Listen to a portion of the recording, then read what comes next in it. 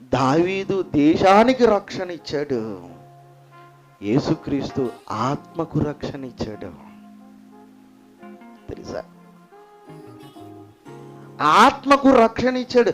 దావీదు దేశానికి రక్షణ ఇస్తే ఆ దేశంలో కొంతకాలం శాశ్వత కాలం కాదు, కొంతకాలం మాత్రమే. దావీదు ఉన్నంత కాలము ఆ దేశస్తులందరూ కూడా సురక్షితంగా ఉంటారు. ఎందుకంటే దేవుని పక్షాన యుద్ధము చేసే దావీదు ఉన్నాడన్న ధైర్యముతో దేశములో రక్షణ ఉంటే, మరి నా యేసు ప్రభు ఆత్మకు రక్షణ ఇచ్చాడు. అది భూమి మీద ఉన్నప్పుడు మాత్రమే కాదు, భూమిని విడిచిపెట్టిన తర్వాత కూడా ఆత్మకు రక్షణను అనుగ్రహించాడు.